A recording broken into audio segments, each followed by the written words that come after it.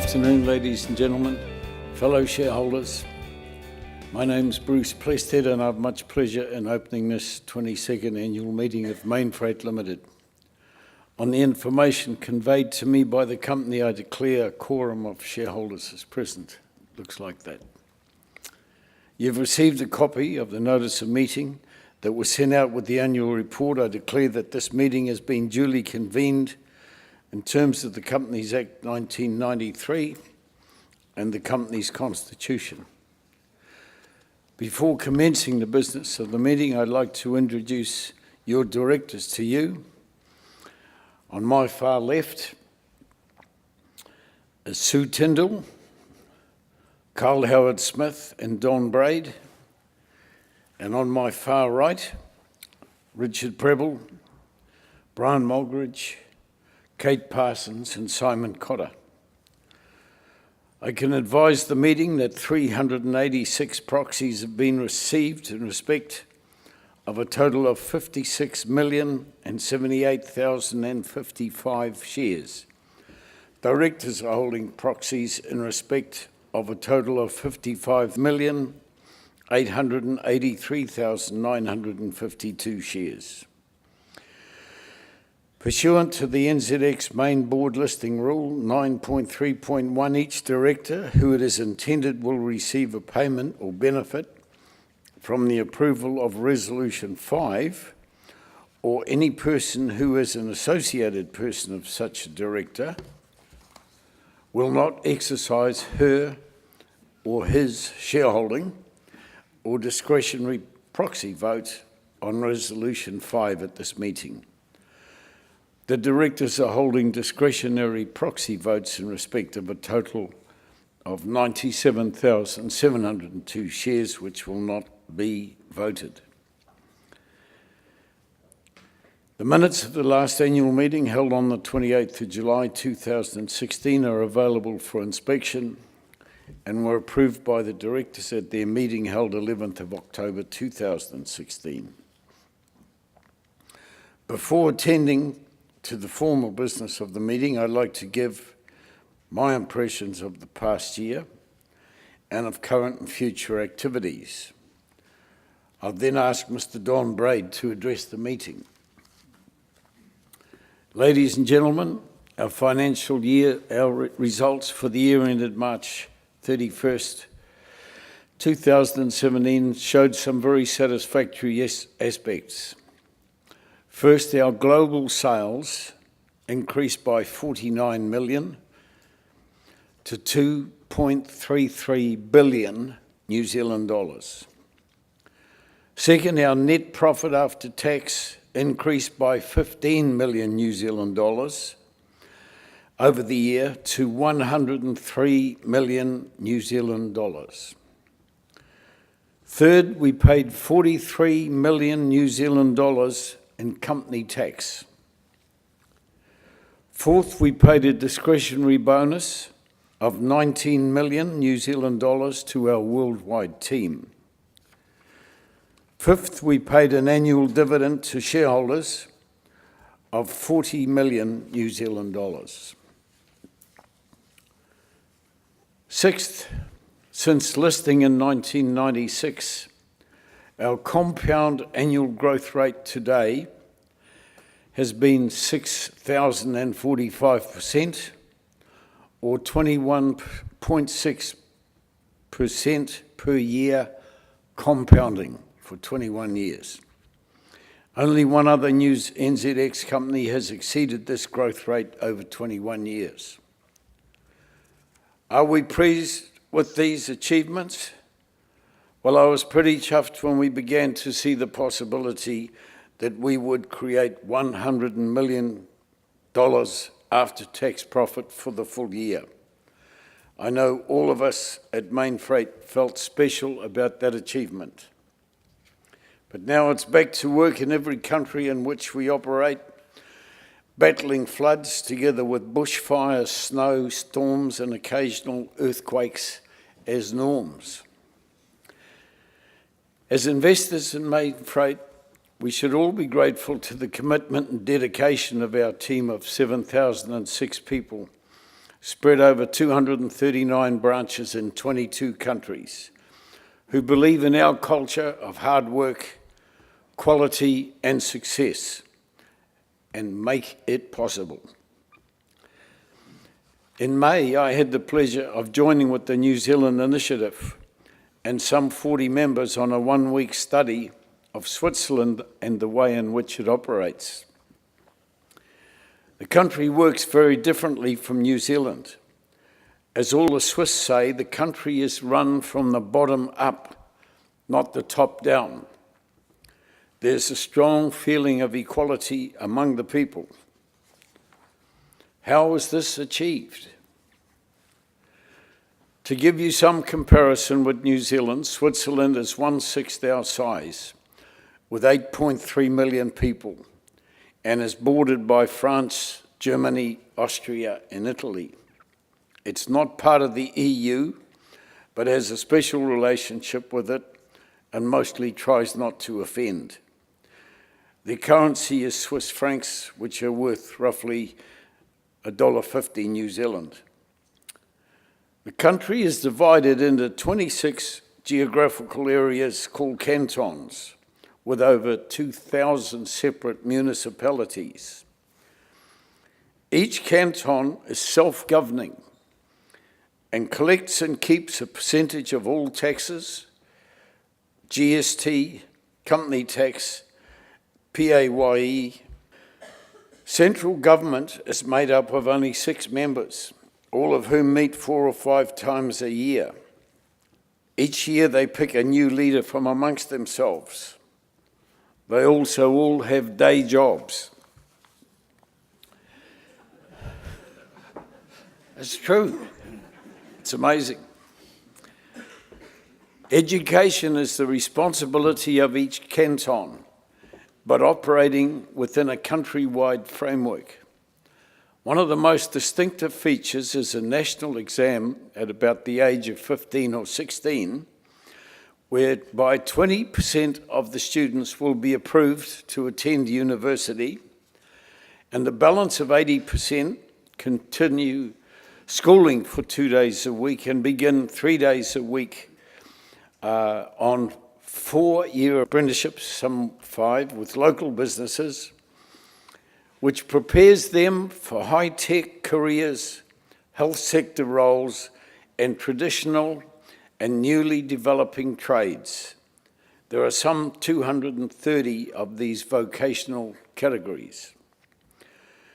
This education system, running since approximately 1960, when Switzerland was behind New Zealand in GDP per person, this education system has resulted in all technical careers being highly respected, with a national unemployment rate of 3% and a youth unemployment rate of 8%.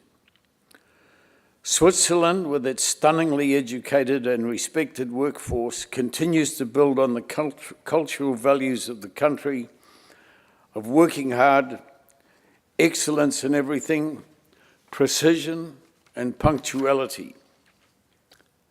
Because of the system, the cantons compete with each other, offering competitive company tax rates to encourage businesses into their canton. And this provides the employment opportunities for the school leavers and the population.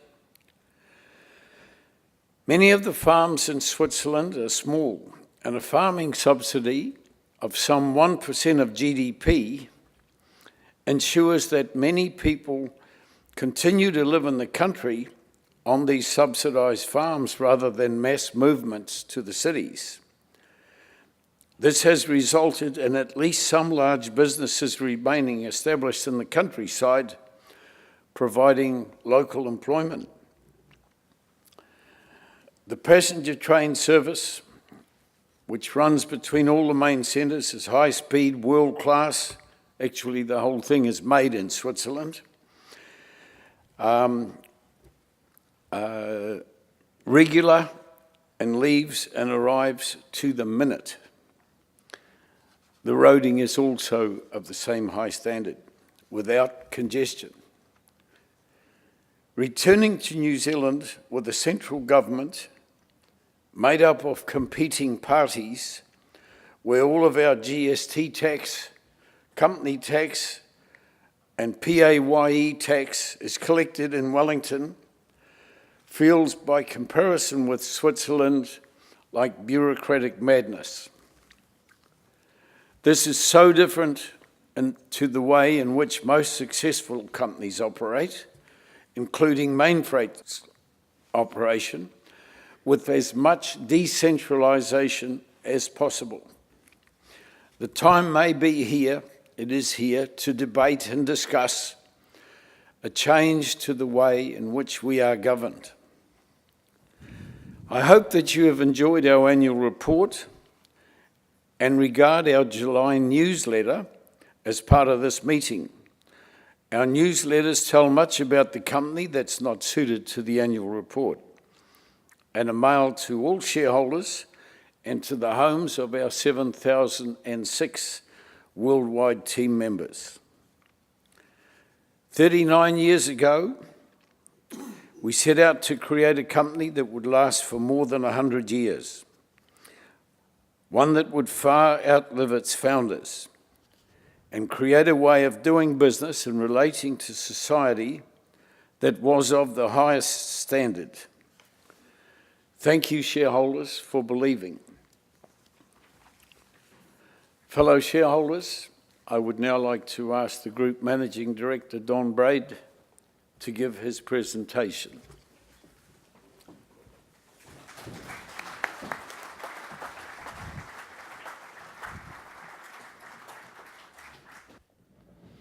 Quite easy to remove the board. Thank you, Bruce. Interesting to see what happens in the other countries around the world. I think if there's one thing that you can take out of what we're doing as a company is the way that we run the business. And as we find ourselves in other countries around the world, we're taking those valuable lessons and bringing them back to the business that we have here. So we are a very different business because of our locations around the world. As I've done in the last couple of years, I thought that it was better to, rather than talk from a prescribed speech, that we would talk more loosely about the business in a little more detail about what we're doing and where we're going, show you a few pretty pictures so that you get a feel for the business that we're creating, and I hope that you find this more interesting than just a speech written for me. So just to reiterate those results that Bruce talked about, it was a record revenue result, 2.3 billion, record EBITDA 197, and a record net profit of 103 before abnormals. More importantly, we paid a record dividend of 41 cents a share, and we were able to distribute, or are distributing currently, a bonus to our people up 18% to 19.3 million. And Bruce and I sign each and every single cheque that goes to those people who have earned that bonus. I can tell you that's done with a lot of pride. And this year, the size of those cheques for the individuals is substantial. And people are getting substantial amounts of money over and above their salaries for the effort they've applied to produce those results. So just to look at that full year analysis in terms of revenue, where we went well, New Zealand, Australia, revenues are up and trading at the moment in both those countries are that or a bit more. Australia's certainly got better revenue at this point in time in the year than what their result was last year. So they've continued. America and Asia let us down, and in Europe we've found some traction which we've been working hard towards. So excluding foreign exchange, we're up 5% at the revenue level. At EBITDA, again, good performances across New Zealand, Australia and Europe, let down a little by the Americas and Asia, but overall up 15.3%. Okay, just to summarise those financial results, the positives, the development of New Zealand and Australia is satisfactory, and we've still got that momentum. The European improvement is heartwarming. We'd like to have more, and I think that they will see that in this next 12 months. The negatives out of the result is the Asian and the American profit performance. In terms of capital expenditure, in this coming year, we expect to spend some more money, around about 100 million. And mostly 75 million of that will be on property as we continue to intensify this network. So land in Tauranga, 2 facilities in the South Island, another 2 operations in Melbourne and land in Adelaide. Just to explain what our land and building investment strategy is, in New Zealand and Australia we'd rather own the land and own the buildings rather than leased, although we will lease temporary facilities. And that's to meet the demands of the network at the markets that we know and understand so well. We understand how big we need to be, both in Australia and here, and the business units that we've got there are making adequate returns for us to put our capital into those markets. In Europe, likely more leased than owned. We don't understand that market well enough. We don't understand how big we need to be, so therefore we will lease facilities, and we've started that program by investing with leases with building owners in Belgium and the Netherlands for more cross-docks.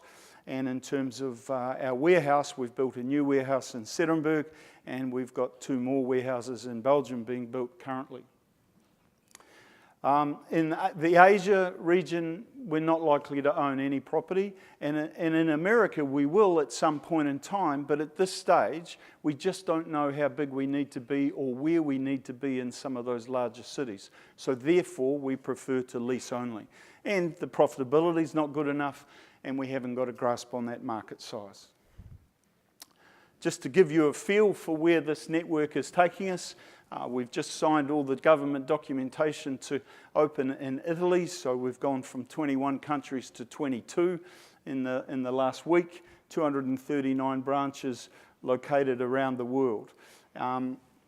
This intensification of the network is one of our competitive advantages. So we want to intensify the network globally, and we want to intensify the network within each country.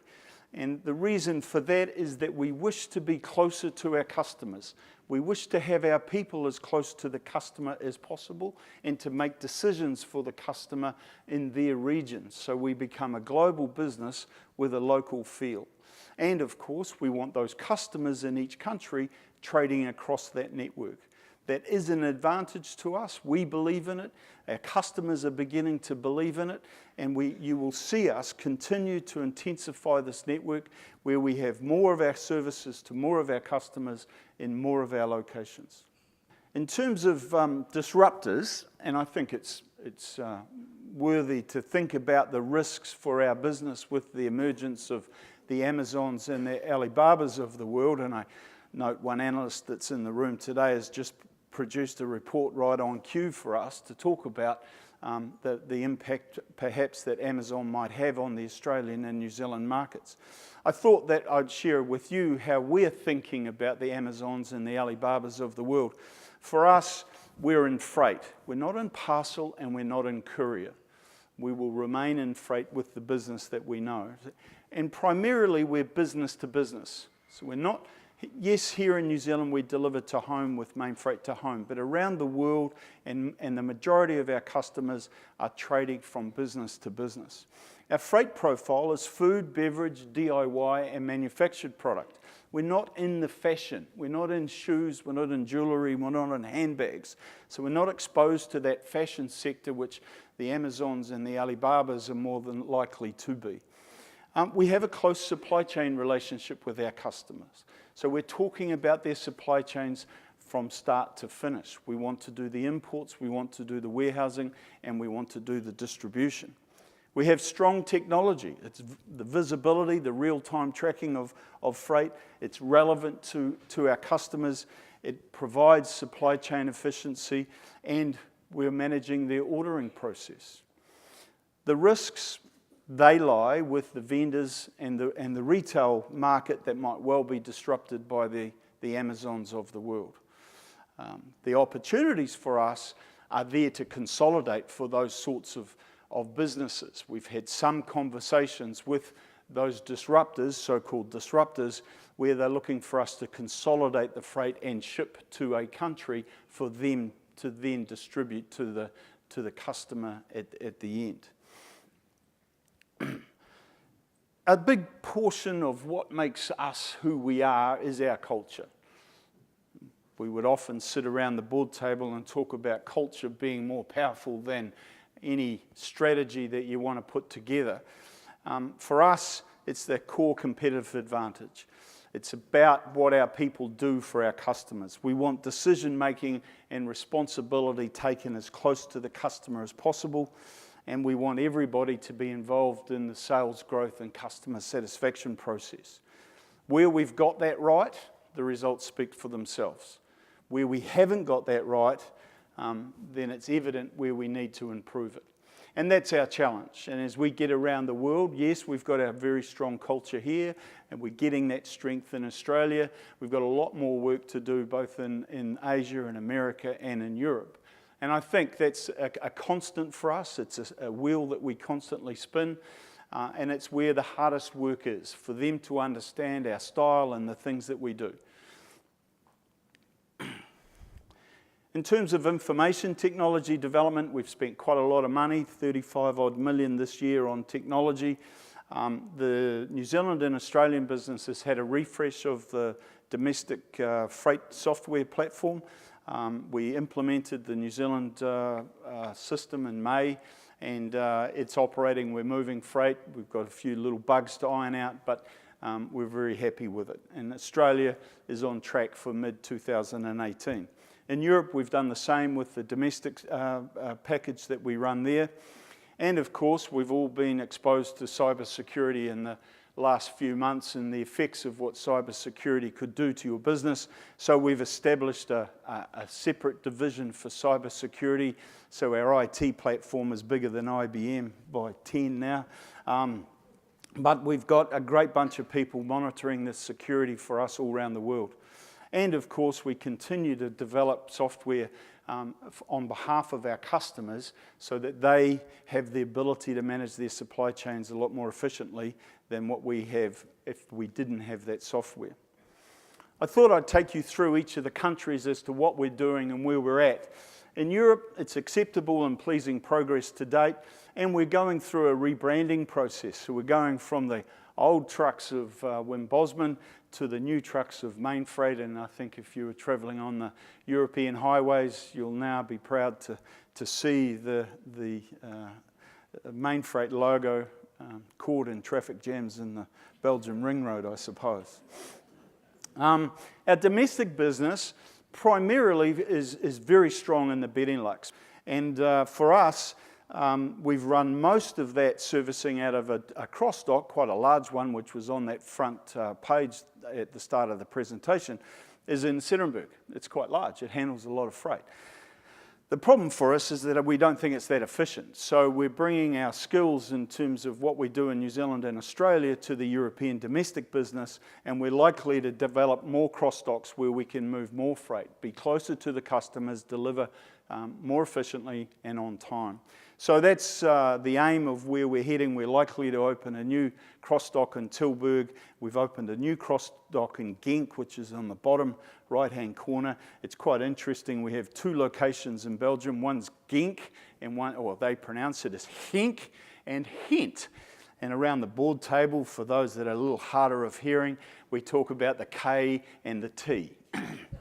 But one's in the west, one's in the right, and we can gain more efficiency by using those cross-docks far better than what we have in the past. So we'll ignore those country borders and look to be closer to the customers.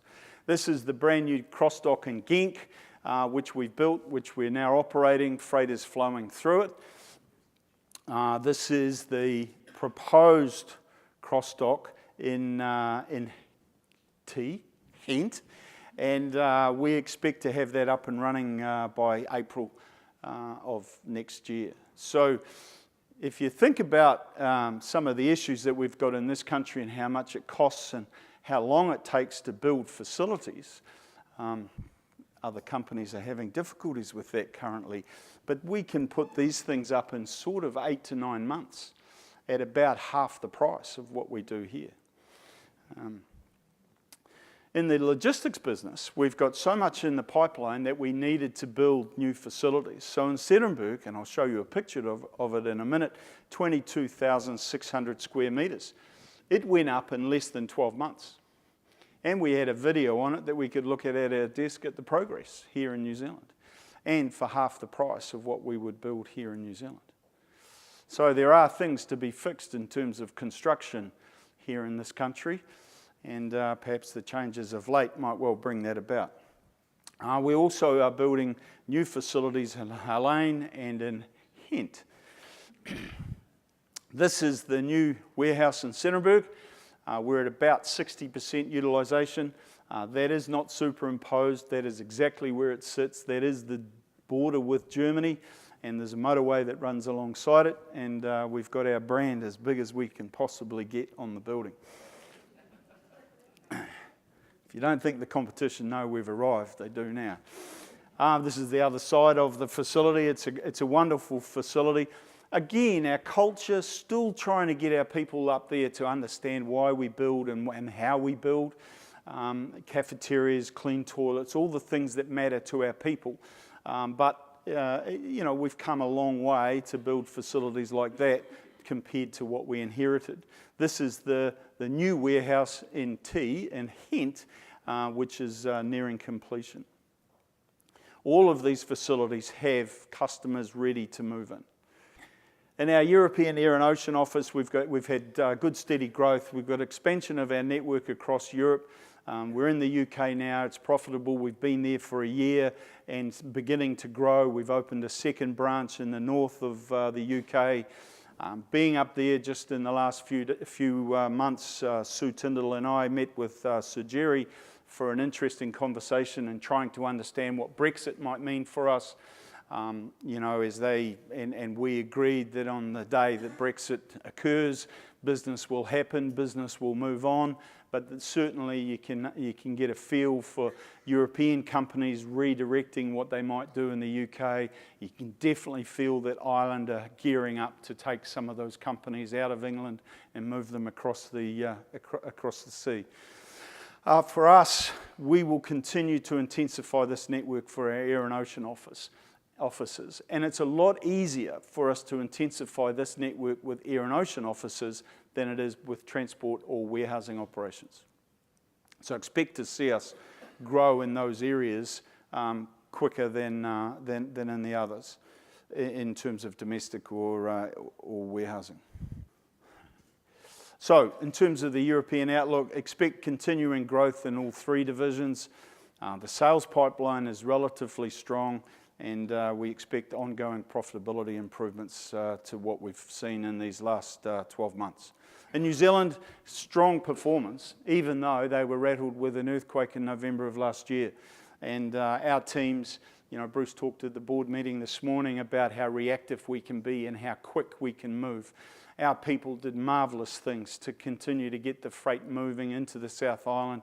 They set a pop-up branch in Blenheim. People from all around the country were prepared to man that branch and to help move the freight through the network. Despite all of that, we had great results. And this continues to see growth in the business. We're looking for new transport and land for Auckland, Wellington, Tauranga, Nelson, Taupo and Dunedin. Again, we're growing bigger. The facilities we've got aren't big enough. We need more land. We need bigger facilities. In the Air and Ocean operation, we have opened Christchurch. It's the biggest Air and Ocean operation in the South Island. It's competitive in terms of what it'll do for perishables, and we continue to control that perishable outbound export freight, both through Christchurch and through Auckland. In terms of the outlook, we expect to see rail moving, accepting freight for us from middle of August. So the line should be open. They haven't told us how many wagons we can have yet, and we'd like to encourage them to give us an allocation. But with those changes, expect to see the South Island logistics requirements, the South Island supply chain change. People have got used to sending once a week on the coast. People have got used to importing into Christchurch directly rather than via Auckland. So that supply chain dynamic will change. Our people will need to react to that. They will need to involve coastal shipping some more. And we can see that rail costs are likely to increase over the next 12 to 24 months between Auckland and Christchurch. Our market share continues to grow here. Even though April was slower than the year prior because of Easter, we continue to grow through May, June and July, and we expect that to continue for the next 12 months. All this is for the analysts that are in the room, by the way. In Australia, we've had a pleasing performance across all the divisions. Transport sales activity is excellent. The quality has improved. We're not losing customers out the back door. It seems to us that our largest competitor, is in some disarray. We're taking advantage of that and quickly growing. Customers are coming to us discontented about the performance of those competitors. It's led to us wanting to open more branches, intensify this network again, so Toowoomba and Bendigo will be open in the short term. New transport facilities for Adelaide, it's too small, we're having to buy land there, and we'll replace the old Melbourne facility, the Clayton one, to complement the new facility that we have in Epping. We continue to experiment with rear loading, lessons we're taking from Europe and for the United States. The Australians have grabbed it. They see that there's more efficiency in the process. We've got our New Zealand people flying to Aussie in the next couple of weeks, hoping to grasp how better they can develop the transport system by rear loading rather than side loading with curtain siders. Rear loading in terms of our Preston's facility in Australia. Logistics, exceptional growth. Those of you that have been to the Sydney airport, the Heinemann duty free, everything that's in that store, the perfume, the electronics, the watches, the alcohol, has all been picked from our warehouse and delivered to that warehouse, to that duty free store, in 3 trucks 3 times a day. Everything. Everything handled by Mainfreight people. Our utilisation in terms of warehousing is at optimal levels, and therefore we're having to invest in new facilities. Under construction is 20,000 square metres, 200,000 square feet for Sydney. We've acquired land for 15,000 square metres in Melbourne, and the same in Brisbane, and we expect to conclude a deal on some land there shortly. In the air and ocean business, we continue to grow that, focused on Mainfreight trade lanes. So the air and ocean operations are focused on where we are around the world. We want to trade in those trade lanes. Our perishable development is ongoing, and hopefully as we grow this business around the world, we'll take the perishable facilities into America, into Europe, and into Asia, so that we connect those like we've connected the dry business. In terms of the outlook for Australia, sales growth has got good strength in it. Despite the trading days in April, we had an even better result than the year prior. We have got a competitive environment that's at a turning point. Our largest competitor, as I said, is perhaps in some disarray, and we're taking advantage of it. And we expect to improve our quality to continue to grow that business. Asia, the result disappointed. I could move on quickly, I better go back. Reliance on too few customers. We had a large air freight customer that we took advantage of over the last couple of years in terms of air freight into America, but we didn't build other freight around it. And now that customer has reverted to sea freight, we didn't lose the air freight, it just changed its way of moving freight. Therefore, we need more business into the system. We developed a warehouse, or we opened a warehouse there at our people's insistence. They've been pushing us to do so. It didn't work, and we closed the warehouse. And for us, we've realised that in that market we need to focus on our core business, air and ocean, rather than anything else. The outlook for Asia, development of the global network is its priority, particularly into Europe. A sales strategy is in place to look for larger, more volume customers. There's an execution to deliver as a priority for them. And whilst we've got our China branches performing, our Southeast Asian region is not to where we wish to be. In terms of the Americas, our most disappointing performance to date, we expect more from all the divisions. As Bruce reminds us, it's taken us a long time to get Aussie right, and those of you that have been shareholders for some time, you'll remember that we had struggles in Australia as well. It took time to come right. We'll give America time to get it right, but we are impatient, and we want, particularly in that domestic business, a lot more improvement. Focus on everyday freight and a greater control of our line haul and our delivery. Sales performance is of utmost importance for that business. The air and ocean is developing at a faster pace. Our problems for America are probably in the domestic area. Air and ocean is going very well, and in the logistics business, it's growing. We have developed warehouses, but the issue really lies with that domestic business. In the Caratrans business, we made a senior management change. We've promoted from within, which we like to do, part of the culture. Young guy, Chris Wilson, age 45, he's had 13 years experience in the business. He's very energetic and passionate, and we think he's a change agent. And we think that Caratrans business, which has been under some pressure over the last couple of years, will have a turnaround for us over the next 12 months. Talked about logistics. You know, we've got warehouses, Los Angeles, Newark, Dallas, and Chicago. We expect to open a new warehouse in Chicago to look after for freight that we've got in the pipeline. And whilst utilisation is not as high as we would like it to be, you know, we need around 80 to 90% utilisation to start to see the profit flow. In our view, we're on a good track in terms of that logistics business. In terms of an outlook for the Americas, expect improvements, but we ain't into starbursts just yet.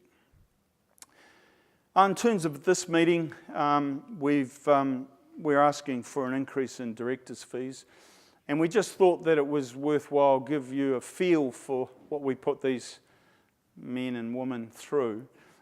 So we're seeking that increase, which I think has been generally understood. We've increased the numbers. We've now got 8. It allows us to do this refreshing process and bring skills to the table that we haven't had before. Since April of last year, this board has met 11 times, 29 days, including branch visits and travel.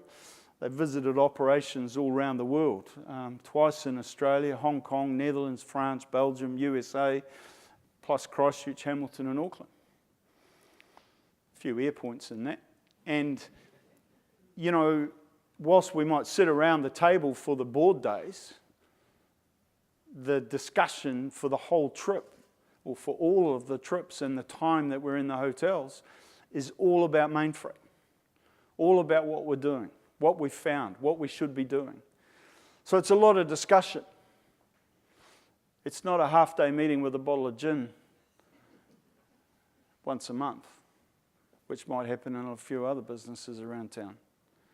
This team worked really hard.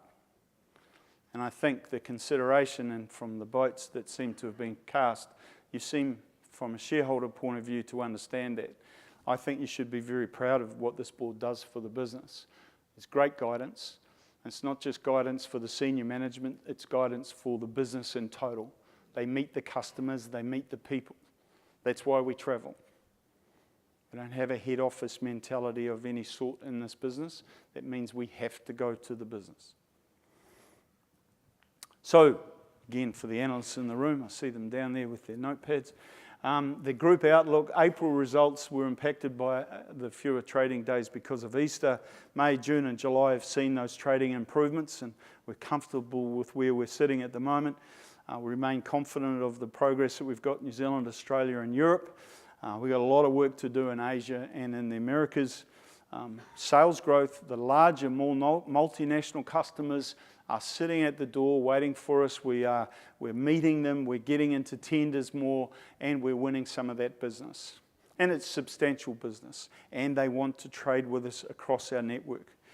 And we will continue to invest in our network, so expect to see capital being spent in the range of up to $100 million for the next 24 to 36 months. thank you. We continue to be very proud of what we're creating, and as you can see, we like to have a little bit of nonsense now and then. Thank you very much.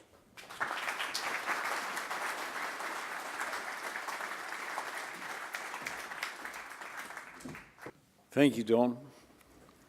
It's a great presentation.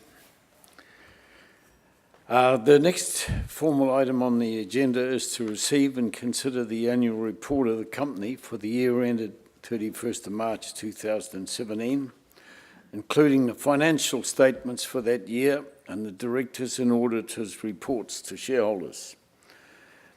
These documents have been circulated to all shareholders, and further copies are available now if anyone should require one. Nobody requiring? The next item on the agenda is the election of two new directors, Kate Parsons and Sue Tyndall. In accordance with the New Zealand Stock Exchange Listing Ruling 3.36, Kate Parsons and Sue Tyndall, who were appointed by the board at the start of this year, may hold office only until this annual meeting, but are eligible for election at this meeting. The board of Mainfreight fully supports the election of both Kate and Sue, and we will give you the opportunity from each of them before putting the motions. Kate Parsons joined the board with significant financial and analytical experience acquired in a range of industries, both here and in New Zealand and overseas. Her knowledge of high-tech companies is a welcome addition to the board's capabilities, as her familiarity with the complexities of acquisitions and steering companies through growth and change. Kate, would you like to say a few words?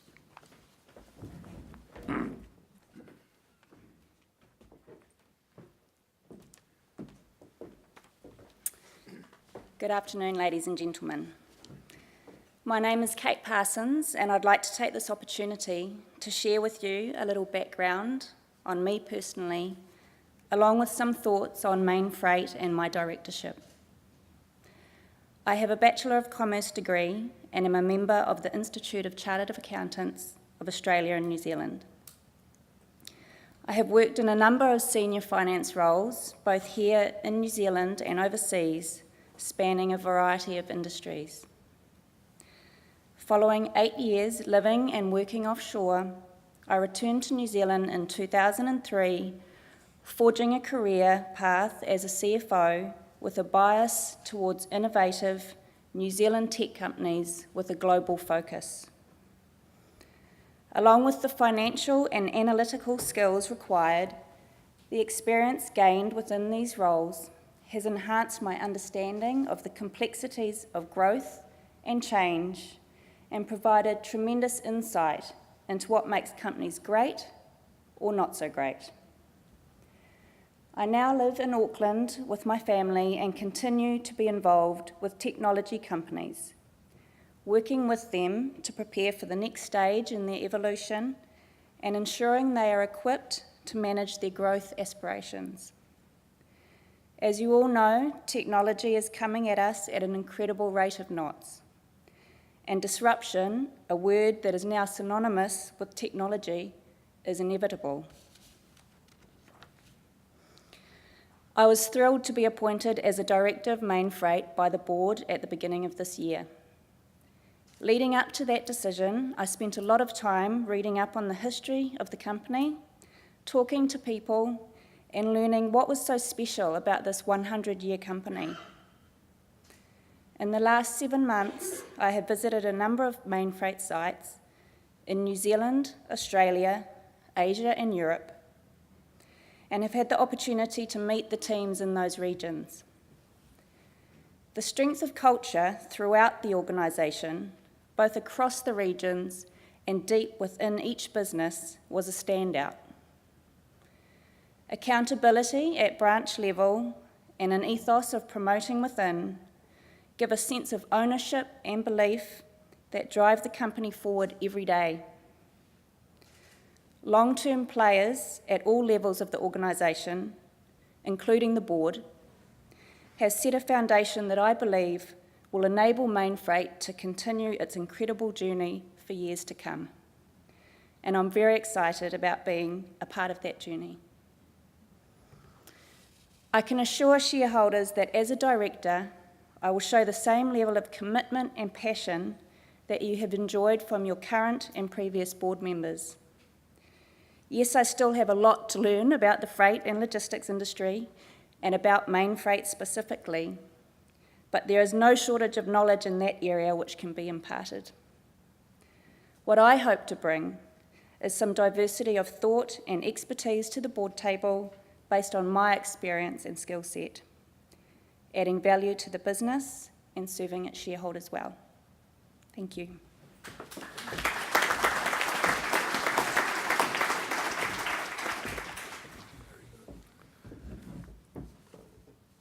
Thank you. I now have pleasure in moving that Case Partners, having been appointed as a director of the company by the board on 1st of January 2017, we didn't actually meet that day, and being eligible and having offered herself for election, be elected as a director of the company.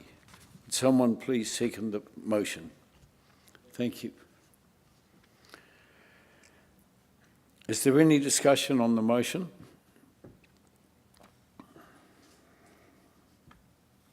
There being no discussion, I'll now put the motion. Those in favour, please raise their hands. Against? I declare the resolution carried. Sue Tyndall joins us with a wealth of international experience, having held senior leadership roles in the financial services, energy and IT sectors. Since her return to New Zealand in 2014, she's had consulting and CFO roles in Auckland.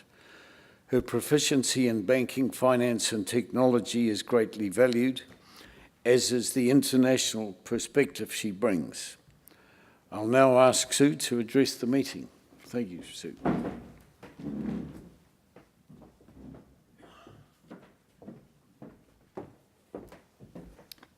Thank you, Bruce. Good afternoon, ladies and gentlemen. Certainly a privilege to be here with you today, and like Kate, I'd like to share a little bit more about who I really am and what I bring to the board, but also what this means to me. As Bruce has said, I came back to New Zealand in 2014. I was born in Auckland. I'm a third-generation New Zealander. New Zealand is really important to me. I was overseas for 15 years. I came back because I wanted to give back to this country. I could have chosen to stay living offshore in a number of different posts. I made the deliberate and considered decision to come back because I believe in New Zealand and I believe in the people here and I believe in companies like Mainfreight. So the experience I gained overseas, I've lived in Australia, and you can hear a slight Australian accent if you listen carefully. I was in Australia for 12 years. I lived in Sydney, Melbourne and Perth. I've been in and lived in Asia for 2 years. I ran all of one of the major Australian banks in Asia. And I've been in the US for a year, and I've spent a lot of time in Europe. For me, what that brings, which I trust that I can share with my fellow directors, but also the great team members and the customers of Mainfreight, is I know what it's like to live in those countries. I know how they work. I know how the government system works, and Bruce has given you a very good explanation of Switzerland. And I know also how, importantly, the trade lanes around the world work. I was a banker and I ran all of those trade finance teams for years, and I also ran parts of the banks that dealt with very good companies such as Mainfreight. What you may not know about that is primarily, yes, I am a banker, but I've also run a number of companies as the chief executive myself. 3 of those were start-up ventures from nothing.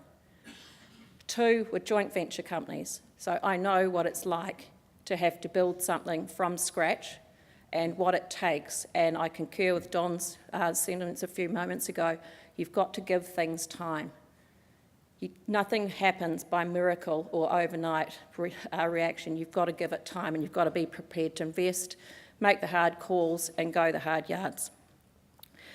In terms of my other skills that I bring to the role, I have sat on the board of a number of companies in Australia. They were predominantly associated with the financial services sector, but nevertheless gave me a very, very good insight into some of the disciplines and there's some of the challenges that some of those organisations faced. I've also been, and still do, serve as an independent director on some not-for-profit boards. That is also very important to me. There's a lot of time and energy that a number of us can share to make sure that we do contribute to the not-for-profit sector. In terms of particular skill sets, I am a CPA. An acronym means Certified Practicing Accountant of Australia, and before you get too excited about that, I'm actually not an accountant.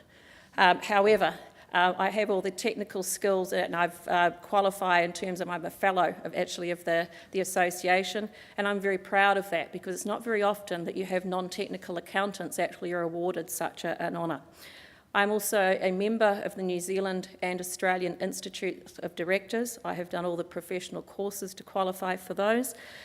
My skills in particular that I wish to bring to you and to the great people of Mainfreight.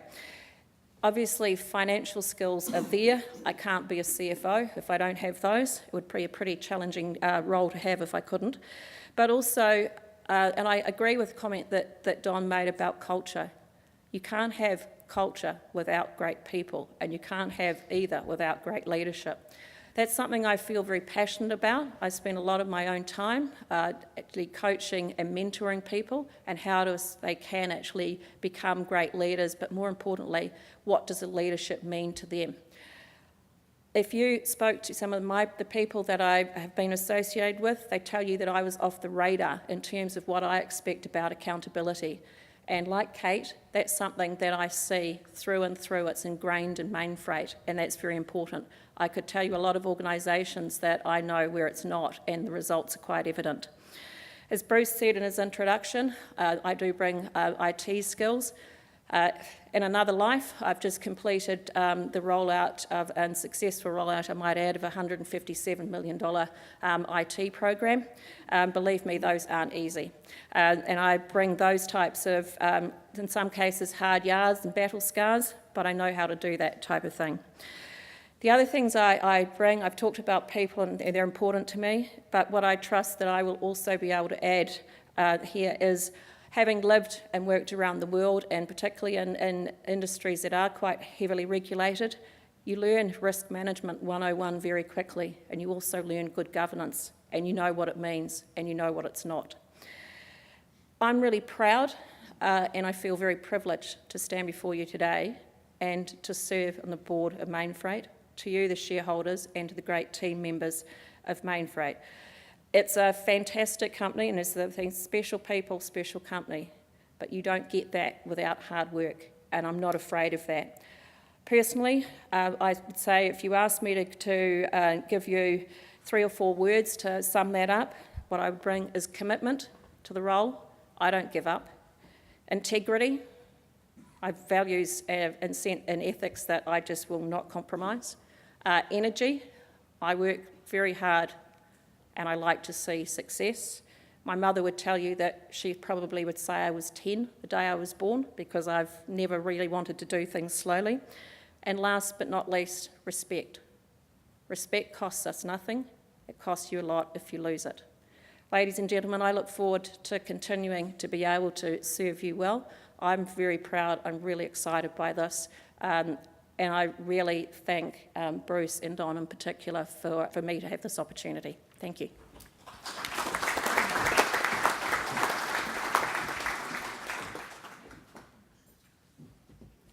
Thank you, Sue. I now have pleasure in moving that Sue Tyndall, also having been appointed by the board as a director by the company on the 1st of January 2017, and being eligible and having offered herself for election, be elected as a director of the company. Would someone please second the motion? Thank you. Is there any discussion on the motion?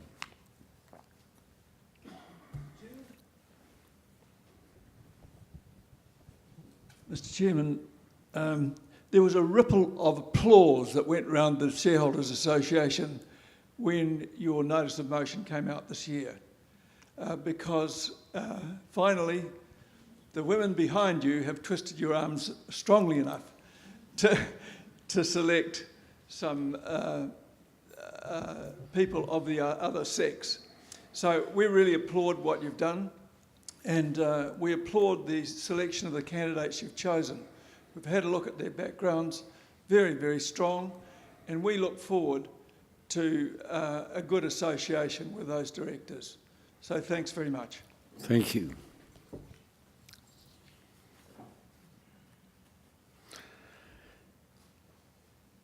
There being no more discussion, I'll now put the motion. Those in favour, please raise their hands. Against? I declare the resolution closed.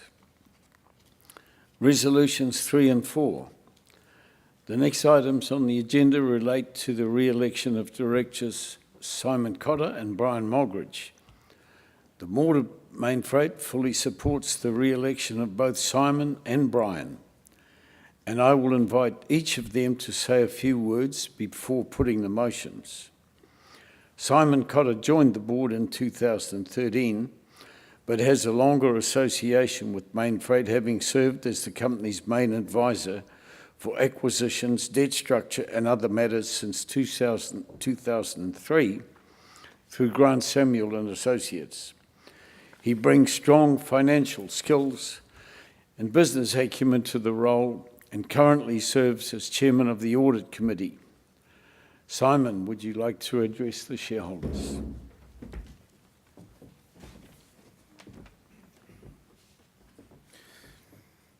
Bruce once said to me, it'll take you 3 years to learn this business. In fact, the learning doesn't stop, and the years pass pretty quickly in this company. There's a constant growth and network intensification on the path to becoming a truly global business. As Don alluded to, the company now has 3/4 of its revenue offshore and more than half of its EBITDA, and nearly 5,000 people outside this country working for it. As a consequence, our customers, both locally and around the world, are progressively exposed to a wider range of the core Mainfreight services. Interestingly, the majority of our customers use less than 2 of these services, so our opportunities to impress and to grow are significant. We're getting better at that, and it is an exciting thing to be part of. I find it particularly satisfying to see significant and sophisticated customers coming on board, which is a testimony to the increasingly globally coordinated approach to sales within the company. Since the Owens takeover, I've been fortunate enough to work closely with the management team in the various countries and the board, and have developed my understanding of the business and the challenges we face with capital deployment and resource allocation as the growth opportunities keep coming at us. The growth trends that are currently coming out of Australia and in Europe, for example, is what fuels the enthusiasm across the group. And that, in my opinion, is the beauty of the team approach. I've said it before, but Mainfreight is competing with large global logistics companies many times its size. And the steps that we take as a company must be bold, but planned, cohesive and reasoned. The company is very, very fortunate to have an extremely capable and dynamic management team in all of the countries that it operates to help pursue these ambitions. I consider I'm well placed to keep assisting the company as it pursues its evolution and would welcome the opportunity to be re-elected. I consider I bring additional support to the financial, strategic and M&A capabilities of the board. I'll continue to give every effort I can to contribute to the success of the company. Thank you very much.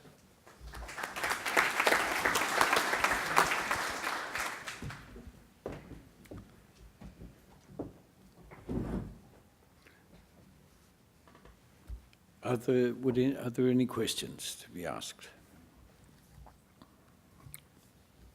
No? Thank you. I have pleasure in moving that Simon Cotter, who retires by rotation and is eligible for re-election, be elected as a director of the company. Would someone please second the motion? Thank you. Now, is there any discussion on the motion? I'm sorry. No? Okay. Those in favour, please raise their hands. Against? Thank you very much. I declare the resolution carried. Brian Mogridge has a wealth of experience, both in executive and board roles. He has also lent his considerable support to not-for-profit organisations such as the Starship Foundation. His intellect and pragmatic approach is highly regarded at the board table. I'll now invite Brian Mogridge to address the meeting. Thanks, Brian.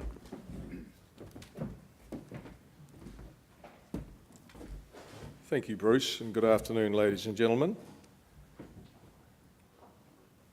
I first became a public company director in 1984 as the CEO of Montana, and have been CEO of two public companies, successful ones. In my life, I've invested in a number of companies in a wide range of business.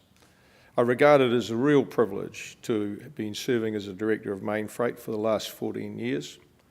Mainfreight is unique in so many ways. Its sheer energy, as you've heard and seen about today, Bruce's vision and passion, obviously followed by his twin brother Don, its global culture, and it's genuinely, I believe, one of the few NZX-listed companies that has real global profit growth potential. I've always believed that businesses require a long-term commitment, as you've heard about the 100-year vision here. Companies have ups and downs, and there are always tough decisions to be made and learnings to be gained as a consequence. Resilience, determination, hard work, and humour are a key. And I remember when I joined in 2003, I got a few letters from friends and others telling us to get out of Australia and why don't you just get back to New Zealand and deal with your knitting. And of course, at that stage, the share price was $1.20, so leave that over to you. So wherever I've been involved, I've always invested as a long-term shareholder, accepting the rough with the smooth. I feel very much at home with the Mainfreight culture, and I believe my energy and wide business background has enabled me to contribute usefully to the board over that time. Besides business, I have many interests centred around my family and philanthropy, as Bruce has said. I've been a trustee of the Starship Foundation since its inception 25 years ago and chairman for 20 years. During that period, raised about $100 million for sick children in New Zealand. So I'm really passionate about Mainfreight, and as a fellow shareholder, my interests are aligned with yours. I'm keen to continue providing input to support the company and its future growth, and it will be a real honour to continue serving for another term. Thank you very much.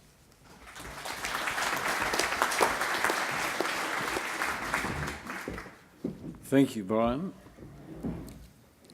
I now have pleasure in moving that Brian Mogridge, who retires by rotation and is eligible for re-election, be re-elected as a director of the company. Would someone please second the motion? Thank you. Is there any discussion on the motion? There being no further discussion, I'll now put the motion. Those in favour, please raise their hands. Those against? Thank you. I declare the resolution carried. Resolution 5. The next item on the agenda is to authorise an increase in the total pool for annual directors' fees from $680,000 to $904,000, and the division of that sum to be determined by the directors as they deem appropriate.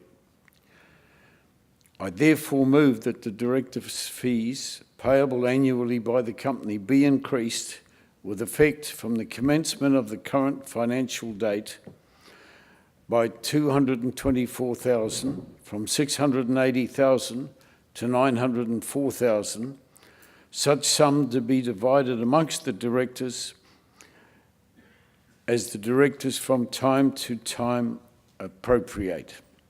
Would someone please second the motion? Thank you. There being no further discussion, I'll now put the motion. Those in favour, please raise their hands. Against? I declare the resolution carried. Thank you very much. Resolution 6, the next item on the agenda is to authorise the directors to fix the fees and expenses of the auditor for the ensuing year. I therefore move the directors be authorised to fix the fees and expenses of the auditor. Would somebody please second the motion? Thank you. Is there any discussion on the motion? I'll now put the motion. Those in favour, please raise their hands. And against? I declare the resolution carried. That concludes the agenda items. Now we go to general business. Are there any other matters shareholders would like to discuss before I declare the meeting closed? Villa Maria is one of our very favoured customers. We have had them for about 36 years, I think. So it's a long history. Can you tell us, Don, about the barbie out there? Is that for now? Is that being had? Oh no, we thought we'd improve the standard of food, not disrespecting the sausages that were cooked, but we thought we'd take the sausages to another level, and there's some food and some wonderful Villa Maria product. Just to add to Bruce's point, the Villa Maria team have chosen to warehouse and distribute with us throughout Australia, and are considering some of the other countries that they export to. So it's a great relationship that we've got with Villa Maria. Take the opportunity to say thank you to them, even though Sir George is perhaps not in the room. But they're a fantastic customer, and hopefully you'll enjoy having your meetings here more often.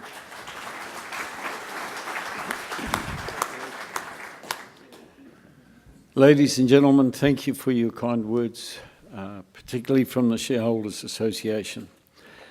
That concludes the formalities. I thank you for your attendance. In declaring the meeting closed, I invite you to join the directors and company executives for refreshments. Thank you.